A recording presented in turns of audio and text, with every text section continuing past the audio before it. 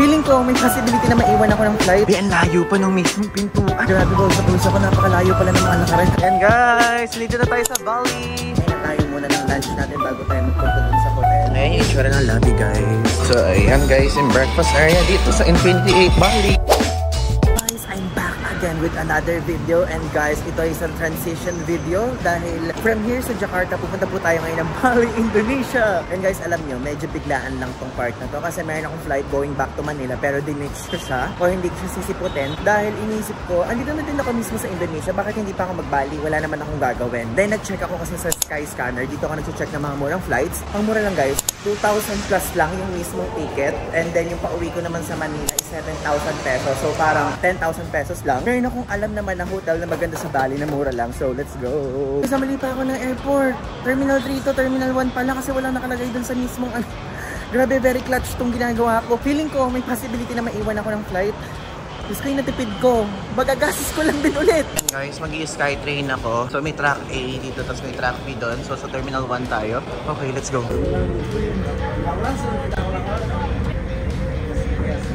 Okay, so nag-stop ngayon sa Terminal 2. Sa next terminal tayo, Terminal 1. Buk din pala ng mga terminal dito sa mismong Jakarta Airport guys. Iba-iba ding mga airline bawat terminal. So namali ako ng terminal. Feeling ko talaga may iwan ako kasi 11 o'clock yung boarding, 10:35 AM na. So finally, nandito na ako sa Terminal 1. And hindi ko sure kung may iwan ako ng flight kasi anong oras na, medyo clutch na tong punta ko. At kung may iwan ako, bibili na lang siguro ako ng panibagong ticket kasi syempre andito na. And mura lang guys yung domestic flight dito ah. Actually, 2,000 plus ko lang nakuha yung flight na to. Then pagbili ko, ganun lang ulit. Hey, let's go down. Oh, okay. Labas tayo ng elevator. Please, pakibilis. Mawawala na yung flight. Wait, nabubulol ako. Ayan, paano ito bumaba? Ah, ito. Grabe naman kasi ang illusion dito, guys. For the madali ang person. Ayan. Sana hindi ako iwan ng flight ko. Ang layo pa ng mismong pintuan. Andun pa. Guys. Grabe po, sa pulsa ko napakalayo pala ng mga lakaran kapag from dun sa mismong train pupunta dito sa mismong departures area. Ayan, ito kasi yung airline na pinili ko, Super Airjet. Ito yung itsura ng check-in counter nila, buti nakaabot ako. Ayan kasi as you can see nakalagay dyan Java, Bali, Kalimantan, Lombok, and etc. Guys, buti tinulungan ako ng parang airport security guard nila dito. Ayan, meron na din akong boarding pass, let's go. Very clutch talaga itong punta ko. Shit. So nakalakpas na ako sa security check, so let's go sa A3. And gate A3! Guys, bumili muna ako dito sa Circle K. Ayun natin ganyan, ito mismo yung gate and meron silang bilihan dito. Cool. Lilipat daw kami ng boarding gate. So A5 na tayo. Hindi ko sure kung nabago na yung boarding time. Kasi kanina 1:30 na daw. Baka ngayon mas nakaaga ulit. Nakakalito dito. Guys, pasok na nga kami. Actually medyo hindi coordinated yung mga proseso nila dito. Kasi na-delay.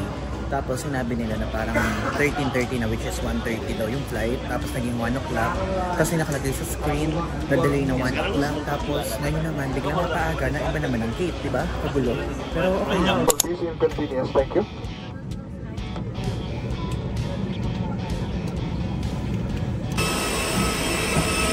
Ayan guys, nandito na tayo sa Bali. Okay, so andito na tayo ngayon sa Bali, Indonesia, o Denpasar Airport. And ngayon kunin natin yung baggage natin. And konting wait ko lang kung, and bibilangin ko lang kung magkano pa yung natitira ko dito, Indonesian rupiah. Titingnan ko kung aabot pa siya hanggang kadulo-duluhan ng trip ko. Kasi guys, parang I'm planning na hanggang 17 ako dito. Kasi di ba nga, very biglaan nga itong ganap ko dito. So, tignan ko muna kung aabot. And medyo alam ko naman na kung paano nag-work yung mga halaga dito. Kasi di ba, before, yes, nagpunta na rin ako dito kaya ay, may idea na ako. Ito yung belt natin, Jakarta, belt 4. Wait na lang natin. Hindi pa kasi siya bukas. Dito tayo sa bandang harapan. Ayan, guys. Exit na tayo here. Look, ito pala itsura ng domestic airport dito sa Bali. Ayan, tapos dito sa side na to, guys, ay nakikita nyo. Yung mga may pangalan na may pick up, ganon. Gagawin na muna natin. Pupunta na muna tayo sa Starbucks, guys. May mall siya kaharap, ha? Ang galing. Hindi ko niya napakita ko. May Pizza Hut, may Starbucks, and whatsoever. Try na muna natin guys, nagugutom na ako. Kaya na tayo muna ng lunch natin bago tayo magpunta dun sa hotel. So merong mga warong ikan goreng something, all American food, and yung mga ganyan guys. Parang gusto ko muna ng Indonesian food. Check ko na muna dun sa side, baka kasi meron pa ng iba eh. Ah, ang laki, kalawak pa dito. And guys, makikita nyo dyan ay may mga donuts. Ito, Indomaret to for sure. Tapos itong XL Asiata. Yan na. XL Asiata. Kumain na muna tayo ngayon para mamaya tuloy-tuloy na tayo. Medyo nagugutom na ako. Nanginginig na ako guys. Nanginginig na ako.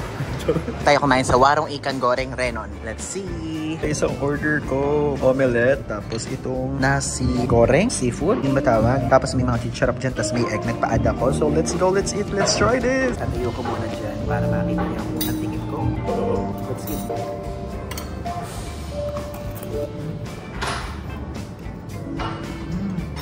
Yung mga nasi goreng talaga nila. Sarap guys.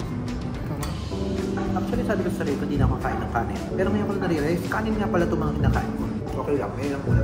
Susunod, no na. Ito yung itsura ng omelette nila guys. May sili, may garlic, may onion. Tapos may, ano yun, yung onion spring ba tawag doon? Leeks. Sarap na medyo maanghang. So, ayan guys.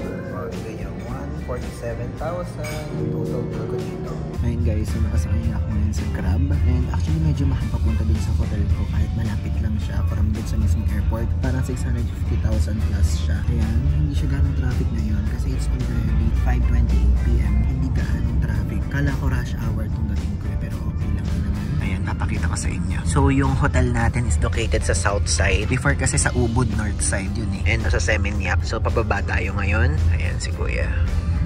Wait lang guys, commercial lang. I discovered na 87.4% ng mga nanonood sa mga YouTube videos ko ay hindi pa nakasubscribe sa akin. Kaya naman ngayon, nire-request ko sa inyo na please mag-subscribe na po kayo sa aking YouTube channel and click nyo na yung notification bell sa tabi niya para lagi kayo updated kapag meron akong bagong travel vlog. And actually, almost everyday nga meron akong bagong upload dito sa YouTube. And kung gusto nyo makaalam ng travel updates about me, mga spontaneous trips, mga IG stories at iba pa, i-follow nyo na ako sa aking Instagram account dahil lagi ako dyan nagpo-post kapag kami travel ako. And meron din akong post lagi dito sa aking TikTok account. Dito, updated din lahat ng mga posts ko. Kaya yun lang guys, back to the video. So ayun guys, finally nandito na tayo ngayon sa ating hotel. And tomorrow ko kayo yung hotel and room tour dito, okay? Ngayon mag-check-in na muna tayo kasi pagod na ako guys. Galing pa sa super habang lakarin, super habang mga ganap. So let's go. Ayan yung itsura ng lobby guys. Try natin ulit to i-video tomorrow. Yung talagang pang malakasan. So ayun guys, check-in na muna tayo. Then tomorrow, uulitin ko ulit yung video na to from the top dun sa mismong harapan hanggang sa lahat ng facilities. Naglapitan naman tayo sa kasi pagod na ako. Ayan guys, meron silang paganyan. Meron pa silang pa-welcome drinks. This is past 1.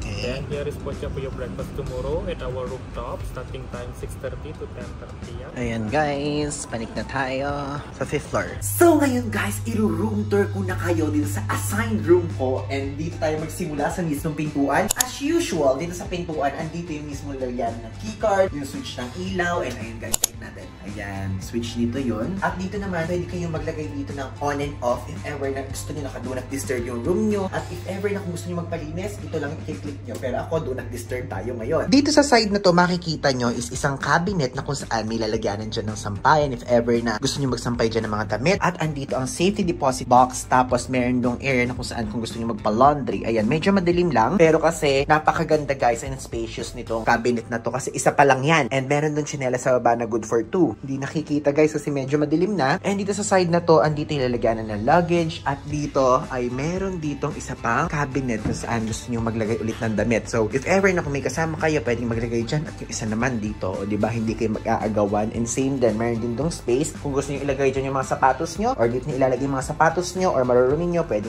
dyan. At kung andyan ang cabinet, andito na agad yung comfort room. Bungad na. And guys, kakaiba yung comfort room nila. Kasi dito, makikita nyo naka-divide siya into 3. So itong una is ito yung air na kung saan if ever na gusto nyo umihi, gusto nyo mag-poop. Ayan, dito yan guys. At ayun, meron silang kabidet. And if ever, nakapag-flash kayo, ayan, malakas ang flash nila guys. May pa-tissue.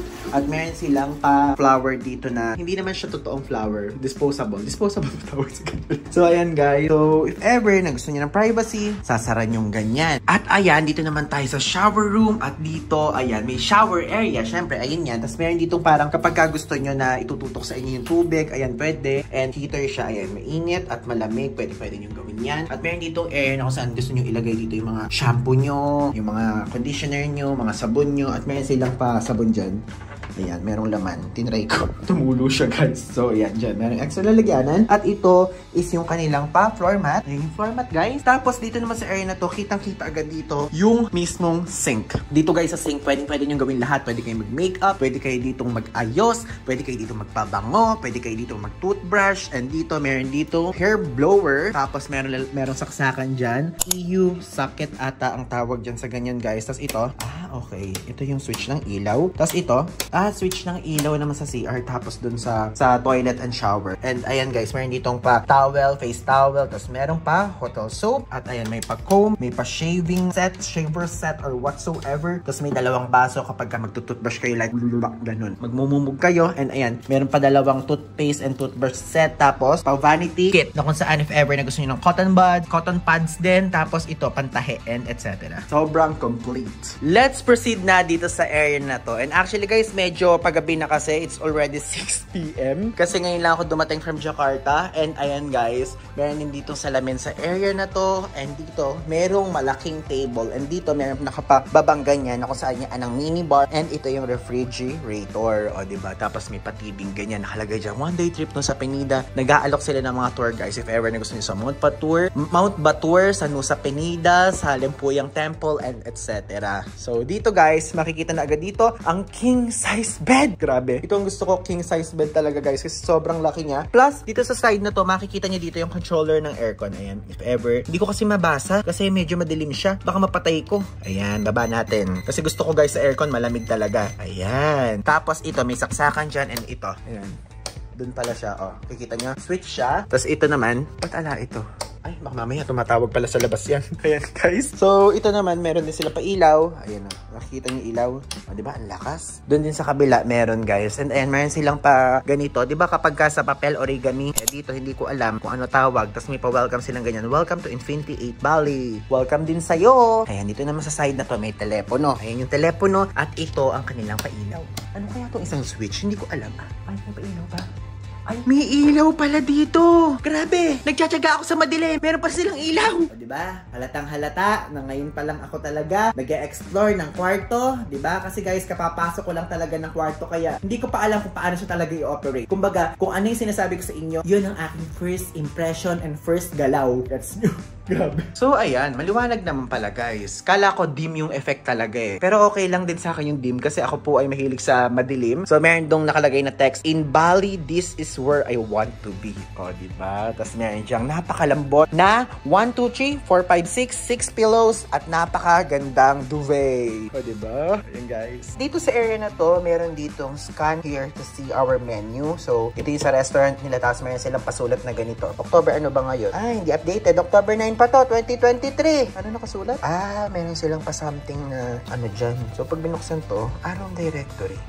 Okay. Andito yung mga ibang mga ganap nila, guys. O, diba? Tapos may remote dyan, if ever, na ganyan. Pero ako kasi, hindi ko pinapalitan yung ganyan. Gusto ko is naglulook lang yan. Gusto ko laging nakaganyan lang. Kaya, hayaan mo siyang ganyan dyan. Plus, ayan, makikita nyo dito, ang view. Ito, meron itong curtain na napakaganda. So, tomorrow ko sa inyo ipapakita yung ibang mga ganap. So, ayan, nasa bilog tayo. Kasi, guys, kapag ka nasa building kayo nito, pagka nasa labas kayo, makikita nyo yung shape na to. Marirealize nyo kung bakit ganyan. And ayun yung logo. Ayun yung logo. Infinity 8. O, diba, guys? Nasa tapat tayo mismo ng highway. Kaya if ever na kung may gusto kayong puntahan, napakadaling mapupuntahan kasi accessible to sa Grab and Gojek. Yung Gojek, guys, kalaban ng Grab dito yon. And pwede din kayo mag-Gojek dito. Plus, itong side nga pala na to, hindi ko napakita. Ito, isa to sa favorite kong side. Kasi, guys, meron dito lalagyanan ng mga ganyan. Naglalagay-lagay kasi ako ng mga kung ano-ano sa ganyan. Plus, ayan, meron ditong pasalamin kapag ka mag-work kayo. Kunyari, magla-laptop kayo dito. Meron kayong kailangan gawin. At meron silang pa-tissue. And kailangan ng tissue. Pawis na pawis tayo. Nakakapagod talaga yung biyahe ko from Jakarta to here. So far, yun yung pinaka-stressful kong biyahe, guys. Kikwento ko na lang doon sa una kong video dito sa Bali. Grabe. So, ayan. Pag gusto nyo isara yung ilaw, ayan, buksan ulit natin. Sara, bukas. So, ito, kapag ka European yung socket, tapos ito is yung socket na normal, tapos ito if ever na internet. Alam ko pa internet ng ganito. So, ayan, guys, if ever. At ayan yung passport ko. Ilagay ko dyan. So, yun lang naman, guys. And, watch out kasi papakita pa sa inyo yung mga ibang facilities ng hotel na to. Like yung rooftop kasi meron dong mga pool, etc. And yung mga lobby, and etc. Okay? So, yun lang. Thanks! Good morning, guys! Today is another day dito sa Bali. And, guys, ngayon ay kakain po tayo ng breakfast natin. naman dito sa Infinity 8. So ngayon, papakita ko sa inyo yung breakfast kung ano ang itsura, kung worth it ba, at kung masasarap ba ang mga pagkain na ino-offer nila. Okay, so ngayon, gusto ko muna ipakita sa inyo ang aking window. Ayan, tingnan nyo naman. Napakaliwanag at pinapakita ko sa inyo na ito pong Infinity 8 Bali ay along the highway. Kasi usually dito sa Bali, meron dito mga hotel, meron dito mga villa na nasa kaloob-looban, kaya medyo mahirap siyang hanapin. But this one is ito na mismo. Andito na mismo tayo sa mismong road. Kaya kapag mag-grab kayo at mag-go-gojek kayo, ay super daling i-navigate ng Grab. At kapag pabalik naman, pag aalis naman kayo, mabilis din makapunta dito. Ayan, kapag mag-breakfast kayo, bibigyan nila kayo ng stub. So, ayan, for one-time use yan, okay? So, ngayon guys, hindi ko alam kung saan yung breakfast nila. First floor kaya ito. Hindi ko natanong eh. Alam nyo, parang ang aesthetic ng part na to. Parang gusto ko mag-picture dito. Diba ang ganda? Ganyan lang, pero ang ganda. Ayan, so pa-rooftop na tayo. Okay, ito na. Ayan. Ayan guys. Dito tayo sa langit. Ah, galing langit, roof. Ibig sabihin ba yun? So, bar, lounge, and dining. Ito.